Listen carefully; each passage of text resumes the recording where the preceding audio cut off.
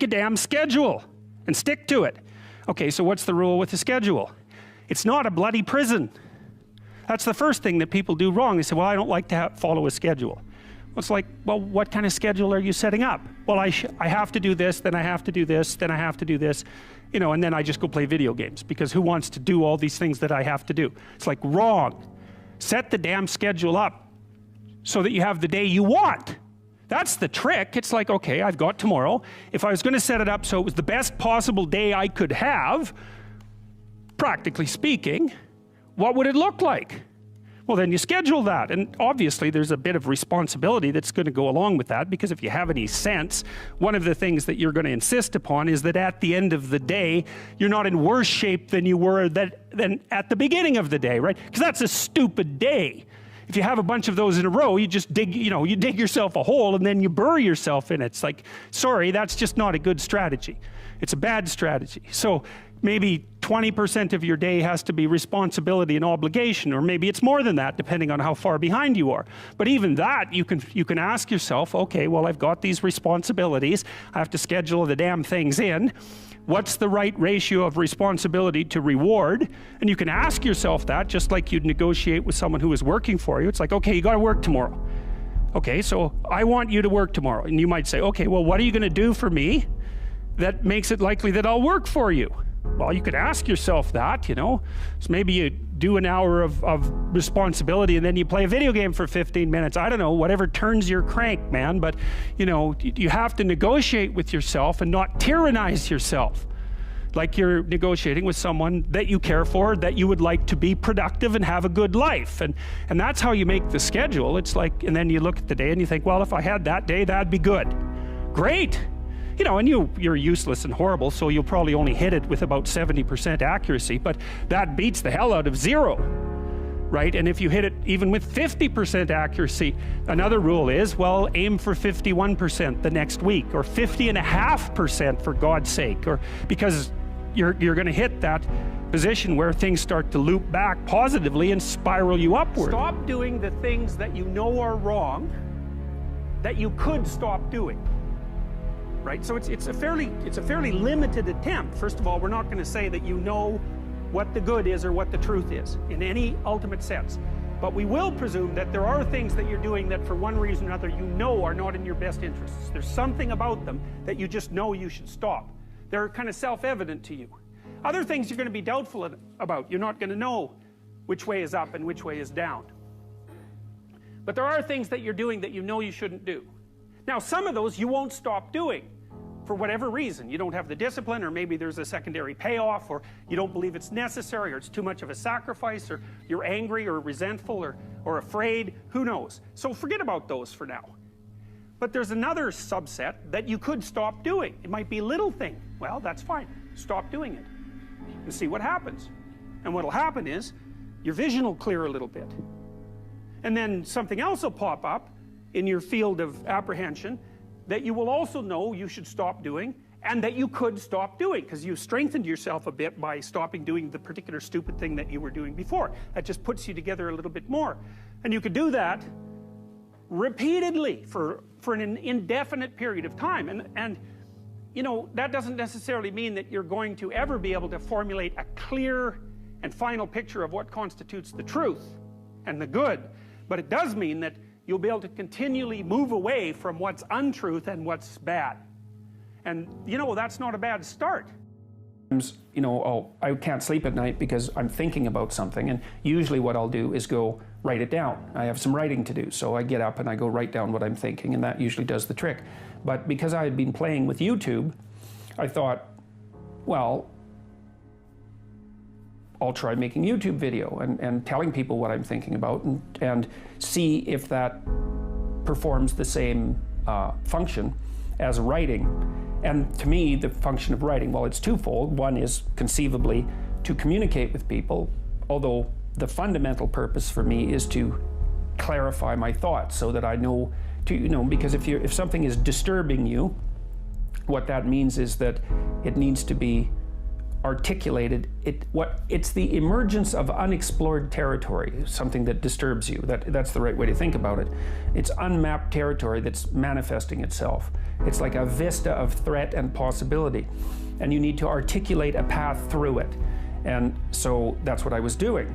It's like I was thinking, well, this is bothering me, and this seems to be why, and here's what I think is going on, and so I made the videos, and in some sense, I didn't think anything more of it. You don't have to necessarily have done anything wrong for things to get completely out of control. It's a terrifying doctrine, but it's not a hopeless doctrine because it still says that there's a way forward, there's a pathway forward, and the pathway forward is to adopt a mode of being that has some nobility so that you can tolerate yourself and perhaps even have some respect for yourself as someone who's capable of standing up in the face of that terrible vulnerability and suffering, and that the pathway forward, as far as the existentialists are concerned, is by, well, certainly by the avoidance of deceit, particularly in language, but also by the adoption of responsibility for the conditions of existence and some attempt on your part to actually rectify them. And the thing that's so interesting about that is, well, two, as far as I'm concerned, and some of this is from clinical experience. You know, if you take people, and I've told you this, and you expose them voluntarily to things that they are avoiding and are afraid of, you know, that they know they need to overcome in order to meet their goals, their self-defined goals. If you can teach people to stand up in the face of the things they're afraid of, they get stronger. And you don't know what the upper limits to that are, because you might ask yourself, like, if for 10 years, if you didn't avoid doing what you knew you needed to do, by your own definitions, right, within the value structure that you've created to the degree that you've done that, what would you be like? Well, you know, there are remarkable people who come into the world from time to time, and there are people who do find out over decades-long periods what they could be like if they were who they were, if they spoke their being forward. And they get stronger and stronger and stronger, and we don't know the limits to that. We do not know the limits to that. And so you could say, well, in part, perhaps the reason that you're suffering unbearably can be left at your feet, because you're not everything you could be, and you know it.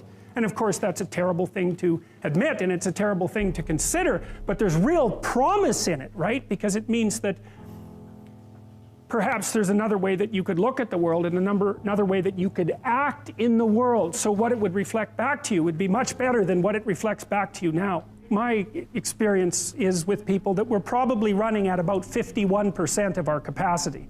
I mean, you can think about this yourselves. I often ask undergraduates how many hours a day you waste, or how many hours a week you waste, and the classic answer is something like 4 to 6 hours a day.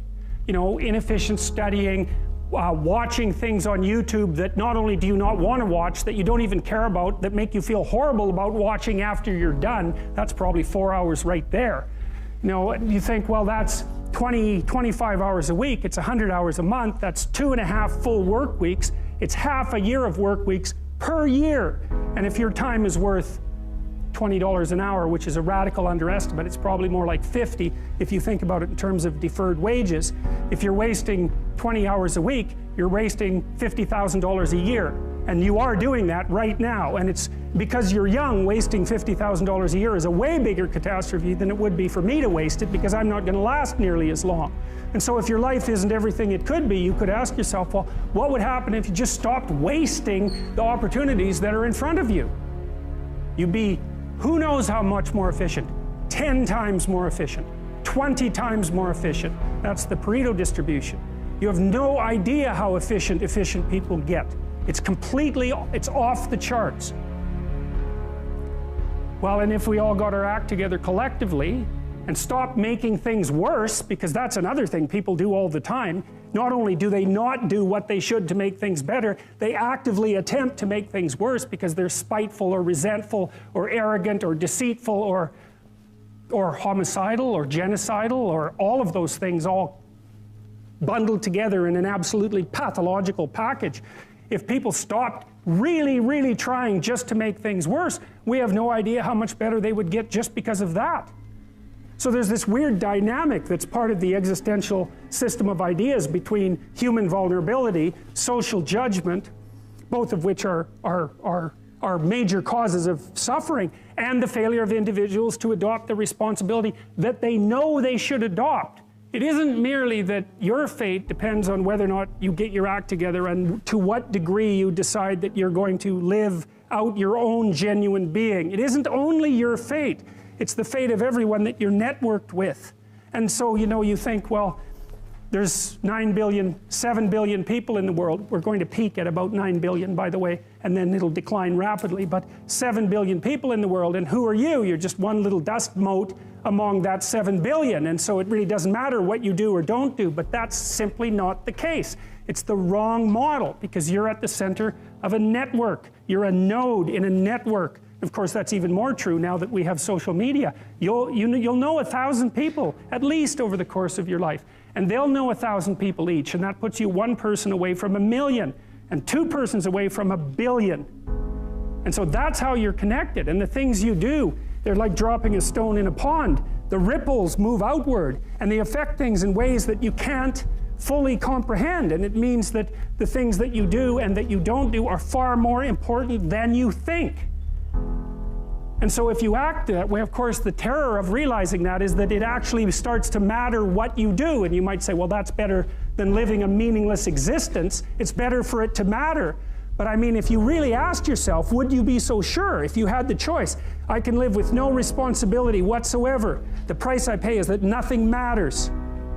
Or I can reverse it and everything matters. But I have to take the responsibility that's associated with that. It's not so obvious to me that people would take the meaningful path. You know, when you say, well, nihilists suffer dreadfully because there's no meaning in their life, and they still suffer. Yeah, but the advantage is they have no responsibility. So that's the payoff, and I actually think that's the motivation. Say, well, I can't help being nihilistic. All my belief systems have collapsed. It's like, yeah, maybe. Maybe you've just allowed them to collapse because it's a hell of a lot easier than acting them out. And the price you pay is some meaningless suffering, but you can always whine about that and people will feel sorry for you, and you have the option of taking the pathway of the martyr, so that's a pretty good deal, all things considered, especially when the alternative is to bear your burden properly and to live forthrightly in the world. Well, what Solzhenitsyn figured out, and so many people in the 20th century, it's not just him, even though he's the best example, is that if you live a pathological life, you pathologize your society. And if enough people do that, then it's hell. Really, really. And you can read the Gulag Archipelago if you have the fortitude to do that, and you'll see exactly what hell is like. And then you can decide if that's a place you'd like to visit, or even more importantly, if it's a place you'd like to visit and take all your family and friends, because that's what happened in the 20th century. I started to pay very careful attention to what I was saying. I don't know if that happened voluntarily or involuntarily, but I could feel a sort of split developing in my psyche, and the split, and I've actually had students tell me the same thing that has happened to them after they've listened to some of the material that I've been describing to all of you. But I split into two, let's say, and one part was let's say the old me that was talking a lot and that liked to argue and that liked ideas. And there was another part that was watching that part, like just with its eyes open and neutrally judging. And the part that was neutrally judging was watching the part that was talking and going, that isn't your idea. You don't really believe that. You don't really know what you're talking about. That isn't true. And I thought, that's really interesting. So now and that was happening to like 95% of what I was saying. And so then I didn't really know what to do. I thought, okay, this is strange. So maybe I've fragmented, and that's just not a good thing at all. I mean, it wasn't like I was hearing voices or anything like that. I mean, it wasn't like that. It was, well, people have multiple parts. So then I had this weird conundrum. It was like, well, which of these two things are me? Is it the part that's listening and saying, no, that's rubbish, that's a lie, you're doing that to impress people, you're just trying to win the argument, you know? Was that me, or was the part that was going about my normal verbal business me? And I didn't know, but I decided I would go with the critic. And then what I tried to do, what I learned to do, I think, was to stop saying things that made me weak. And now I mean, I'm still trying to do that, because I'm always feeling when I talk whether or not the words that I'm saying are either making me align or making me come apart. And I think the alignment, I really do think the alignment I think alignment is the right way of conceptualizing it, because I think if you say things that are as true as you can say them, let's say, then they come out of the depths inside of you. Because we don't know where thoughts come from. We don't know how far down into your substructure the thoughts emerge. We don't know what processes of physiological alignment are necessary for you to speak from the core of your being. We don't understand any of that. We don't even conceptualize that, but I believe that you can feel that. And I learned some of that from reading Carl Rogers, by the way, who's a great clinician, because he talked about mental health in part as a coherence between the spiritual or the abstract and the physical, that the two things were aligned. And there's a lot of idea of alignment in psychoanalytic and clinical thinking. But anyways, I decided that I would start practicing not saying things that would make me weak. And what happened was that I had to stop saying almost everything that I was saying. I would say 95% of it. It's a hell of a shock to wake up and I mean, this was over a few months, but it's a hell of a shock to wake up and realize that you're mostly dead wood. It's a shock, you know, and you might think, well, do you really want all of that to burn off? It's like, well, there's nothing left but a little husk, 5% of you. It's like, well, if that 5% is solid, then maybe that's exactly what you want to have happen.